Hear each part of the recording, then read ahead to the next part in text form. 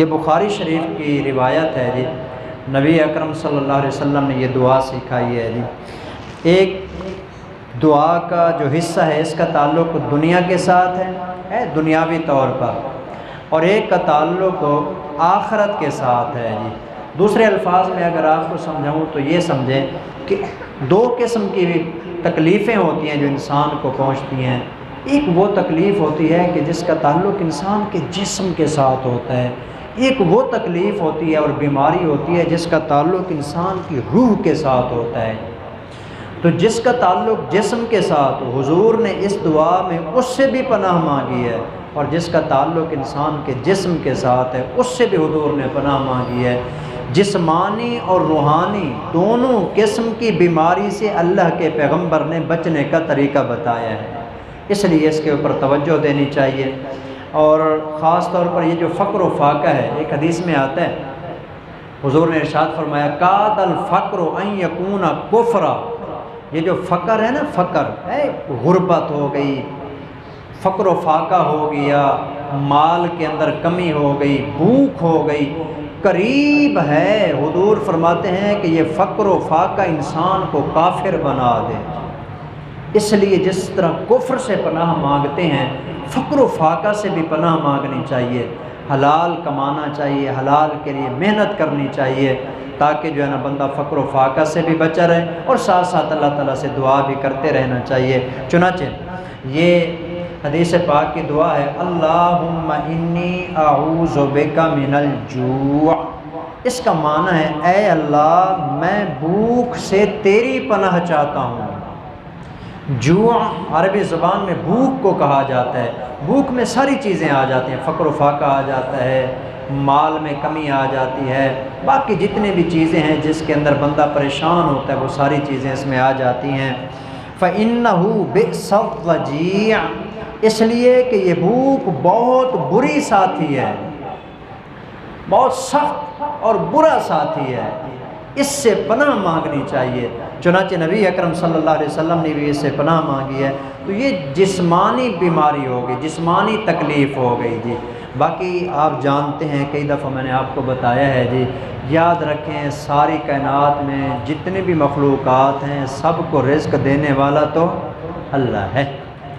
موسیٰ علیہ السلام کا واقعہ میں نے آپ کو سنایا تھا، حدیث پاک میں بھی آتا ہے جی کہ رسول اللہ صلی اللہ علیہ وسلم نے ارشاد فرمایا ہے کہ اگر کوئی انسان ایسے پتھر میں ہو جس کا کوئی سوراخ ہی نہ ہو، ایسے پتھر میں ہو جس پتھر میں کوئی سوراخ ہی نہیں ہے، درمیان میں بند پڑا ہے، حضور نے ارشاد فرمایا جتنا اس کے مقدر میں ہے اللہ اس کا رزق وہاں بھی پہنچائے گا، پکی بات ہے۔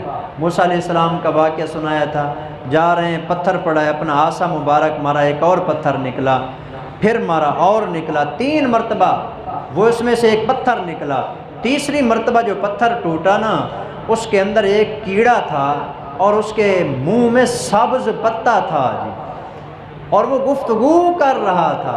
اللہ تعالیٰ نے وہ گفتگو سنائی موسیٰ علیہ السلام کو، وہ پتھر میں بند کیڑا کہہ رہا تھا سبحان من یرانی ویسمع کلامی ویرزقنی ولا ینسانی، پاک ہے وہ اللہ جس نے مجھے پتھر کے اندر پیدا کیا اور بند پتھر میں بھی مجھے دیکھتا ہے جی، وَيَسْمَعُ كَلَامِي، بند پتھر میں میں بولتا ہوں میری سنتا ہے، وَيَرْزُقُنِي وَلَا يَنْسَانِي، جب سے اس نے مجھے اس پتھر میں پیدا کیا ہے روزانہ رزق دیتا ہے، کسی ایک وقت بھی مجھے نہیں بھولا جی۔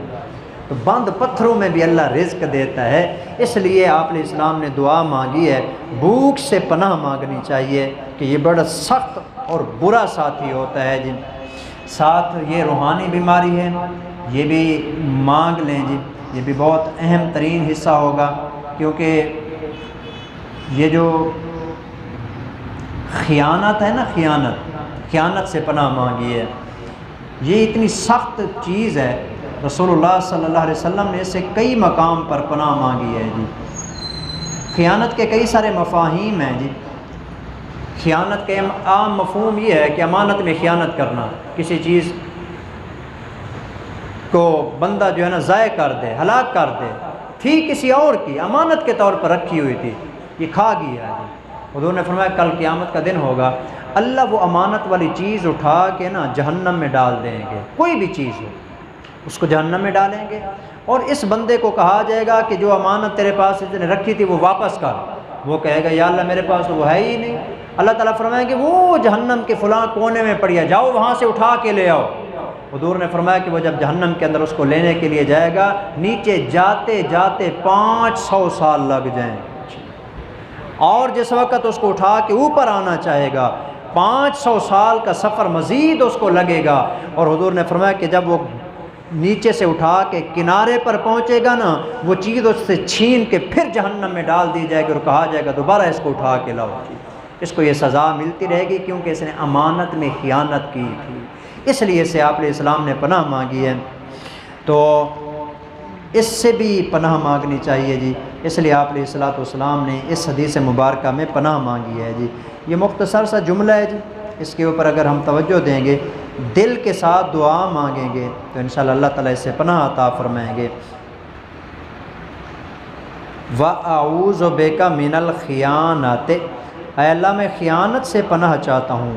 فَإِنَّهَا بِئْسَتِ الْبِطَانَةُ، اس لیے کہ یہ بہت ہی گندی عادت ہے۔ تو یہ دعا ہو گئی جی، اس کو ایک دفعہ ہم پڑھیں گے جی، یہ لکھی ہوئی ہے جی، کوشش کریں یہ روزانہ کی بنیاد پر ایک دعا میں پڑھا دیتا ہوں، بات آئی گئی ہو جاتی ہے، تھوڑا اس پہ توجہ دیں، یہ ضروری چیزیں ہیں جو آپ علیہ السلام نے امت کو سکھائی ہیں۔ تو ایک دفعہ ترجمہ اس کا دیکھیں گے، پھر میں یہ دعا پڑھواؤں گا آپ سے جی۔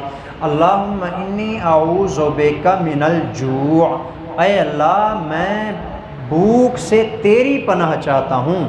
فإنہ بئس الضجیع، کیونکہ یہ بہت برا ساتھی ہے جی۔ وَأَعُوذُ بِكَ مِنَ الْخِيَانَةِ، اور اے اللہ میں خیانت سے بھی تیری پناہ چاہتا ہوں۔ فَإِنَّهَا بِئْسَتِ الْبِطَانَةُ، کیونکہ یہ بہت ہی بری اور گندی عادت ہے۔ تو لہٰذا ان دونوں بیماریوں سے اور دونوں چیزوں سے یا اللہ مجھے پناہ عطا فرما۔